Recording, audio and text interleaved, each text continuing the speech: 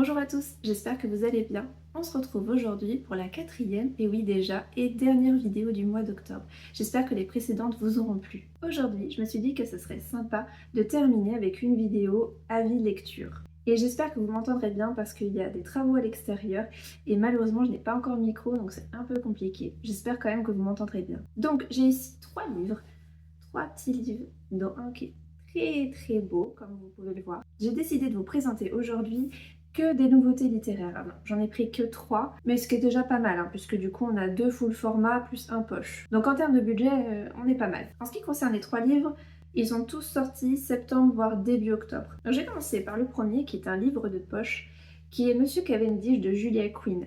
Alors c'est le tome 2 d'une série, il n'y en a que 2, c'est une toute petite série. Et pour ceux qui ne connaîtraient pas Julia Quinn, c'est une auteure de romances historiques. Bon, si vous connaissez par exemple la Chronique des Bridgerton, voilà, l'histoire vient d'elle et elle en a écrit pas mal. Et moi j'aime beaucoup son style, c'est très sympa. Alors on n'est pas sur des romans très complexes, hein. On est sur des romances historiques assez simples. Ça se lit plutôt bien, assez facilement et on arrive très bien à se faire à son style.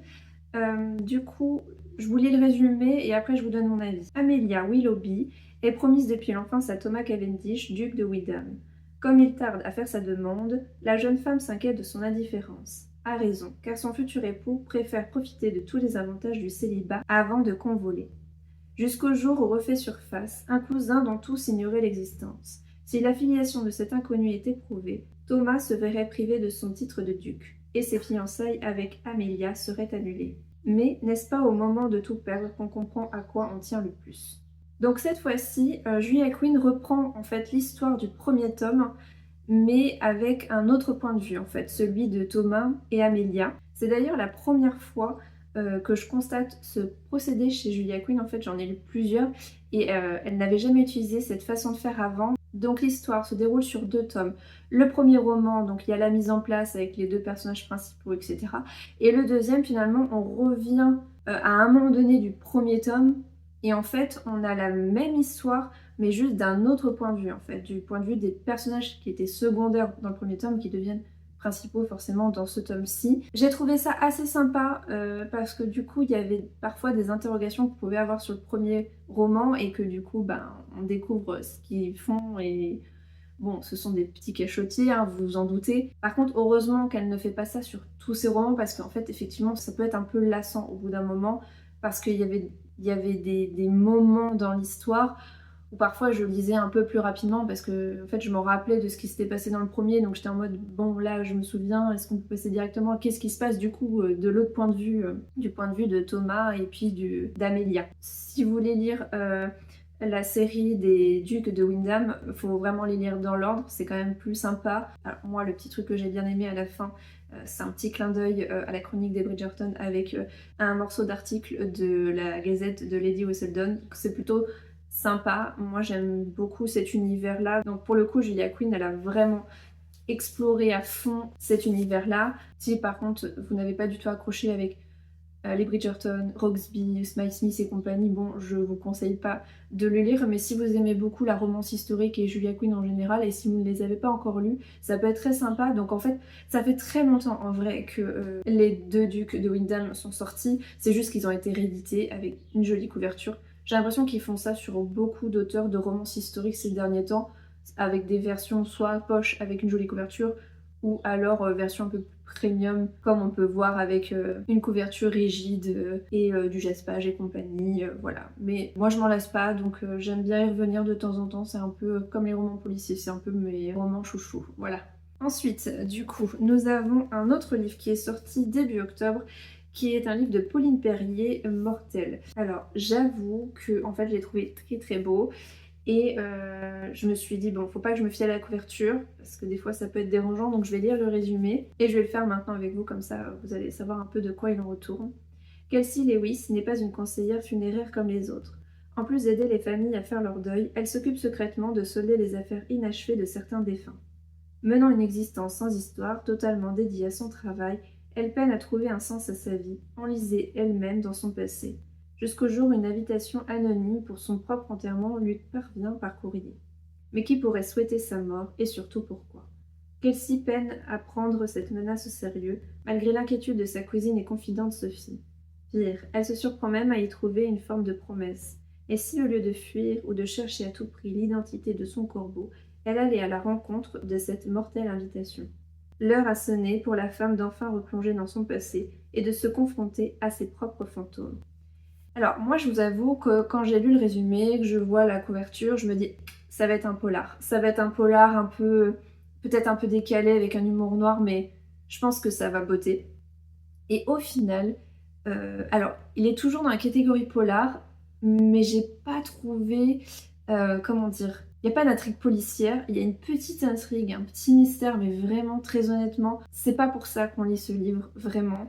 Donc je trouve que le résumé, il vend un certain truc qui finalement ne correspond pas totalement au roman. En tout cas, personnellement, c'est ce que j'ai trouvé.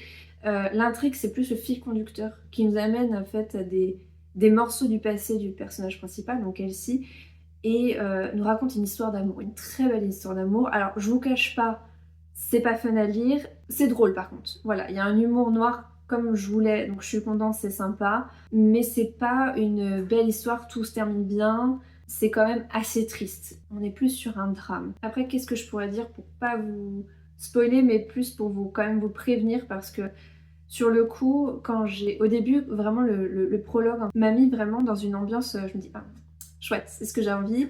Et après, plus j'avance dans l'histoire, et plus je me dis, ah mais non, en fait, c'est pas ce que je croyais, et en fait, ça va être carrément autre chose. Alors, j'ai pas été déçue, enfin, j'étais déçue dans le sens où c'est pas un polar classique, on va dire ça comme ça, que je pensais lire.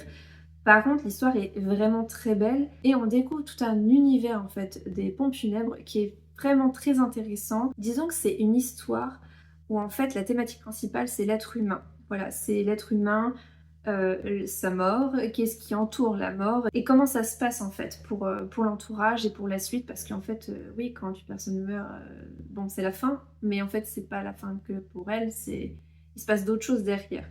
Donc voilà, tout ce côté-là est très intéressant. Franchement, j'ai été très touchée. Les personnages sont hyper attachants. J'ai vraiment bien aimé en fait le roman. Par contre, il y a des moments au début, en tout cas dans la façon de décrire certaines scènes, j'avais du mal à m'imaginer en fait.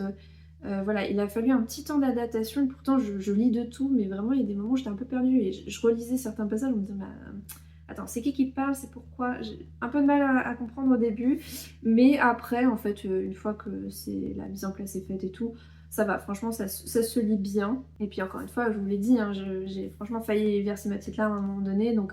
Parce que même si je me doutais du dénouement, j'avais compris où ça allait, en fait, c'est vraiment triste, donc... J'ai pas pu m'empêcher, je le savais, donc psychologiquement je me suis préparée, mais bon, c'est quand même vachement triste et on n'a pas envie en fait que ça se passe comme ça, mais bon. En tout cas, c'est une très belle écriture. Alors, je ne sais pas si c'était le but de l'auteur finalement de nous perdre un peu dans le truc, mais si vous attendez un vrai polar, enfin du coup vous allez être un peu déçus, c'est pour ça que je préfère vous prévenir maintenant. Ça peut porter à confusion, donc voilà, je préfère vous prévenir. On ne sait jamais, si vous attendez un vrai polar et que vous êtes un peu déçus, ça va être un peu dommage. Par contre, si vous attendez effectivement une intrigue, mais surtout que ça va bien au-delà et que c'est vraiment une belle histoire d'amour, quelque chose d'assez dramatique. Et puis là, pour le coup, Vacances de la Toussaint, voilà, on est sur le livre parfait pour la période, quoi. Donc voilà, je vous recommande quand même parce que c'était une bonne lecture et je suis contente de l'avoir lu. Donc ensuite, le troisième livre que je vais vous présenter, donc c'est un livre qui est sorti début ou mi-octobre, quelque chose comme ça, je ne sais plus. Alors il a un très beau jaspage. Par contre, il n'existe déjà plus dans cette version-là, donc il a été réédité, puisque du coup, bon, il a bien marché. Par contre, voilà, il n'y a plus de jaspage, donc dommage pour ceux qui le voulaient absolument, parce que c'est vrai qu'il était très beau là-dessus. Mais bon, je crois que c'est le premier roman d'une auteure, donc peut-être que le budget alloué en termes de publication a été moindre, mais c'est une auteure très prometteuse, donc j'espère qu'à l'avenir il y en aura plus, parce que ça serait dommage de passer à côté. Donc là je vous parle de Blair Myers, La nuit des sacrifices. C'est une romantaisie et surtout c'est un one-shot. Je précise parce que très honnêtement, bon, comme vous avez pu le voir dans une précédente vidéo, je me mets à la romantaisie. Je découvre tout un genre qui est quand même assez exceptionnel et il y en a beaucoup. Par contre, moi, le petit souci que j'ai, mais ce que je peux comprendre, puisque dans l'univers fantasy, forcément, on a besoin de temps et d'un nombre de pages conséquent pour développer de plus en plus l'univers. Donc je le conçois, c'est ok. Mais bon, des fois, on a juste envie d'en lire un ou une toute petite série, genre une duologie ou quelque chose comme ça, et c'est vrai que c'est pas courant, vraiment. J'ai l'impression que c'est compliqué d'en trouver. Donc là, ce mois-ci, par exemple, j'ai lu 2 one-shots en romantaisie. Enfin, j'étais contente d'en trouver. Donc il y a celui-ci, et il y a aussi La Reine Courtisane d'Anatrice.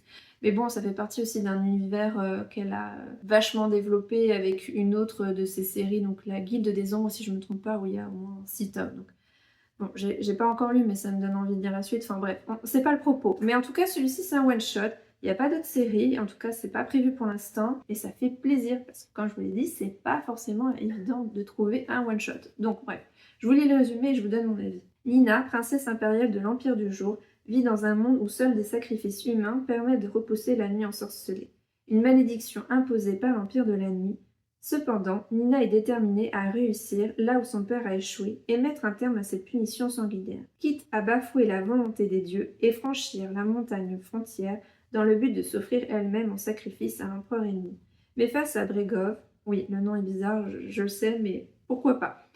Le souverain impitoyable de la nuit, les règles du jeu changent, car leurs destins sont liés par un passé qu'aucun d'eux n'a oublié. Trahison, passion, magie et vengeance se mêlent dans une bataille où chaque décision pourrait briser un empire ou un cœur. C'est une romantaisie qui est très accessible. Vraiment, je crois que j'en avais déjà dit pour d'autres, mais vraiment celui-là, je crois que c'est le plus accessible que j'ai trouvé, puisque du coup, ça traite surtout des humains. Alors, avec des pouvoirs, avec de la magie, mais ça reste assez facile. On arrive à se mettre dedans très facilement. On est sur un récit qui va exploiter le côté royauté, magie, divinité aussi, avec une conception en fait de la vie et de la terre autre. Donc moi j'ai trouvé ça plutôt chouette à lire, et ce que j'ai préféré, vraiment préféré, c'est que le personnage principal, donc Nina, c'est une badass. Moi j'aime bien, voilà, elle a un caractère, elle sait se battre, voilà, ça fait plaisir. Limite elle remet l'autre roi à sa place, franchement c'est génial, voilà, un peu girl power, j'aime beaucoup. Alors qui dit romantaisie dit forcément scène érotique, enfin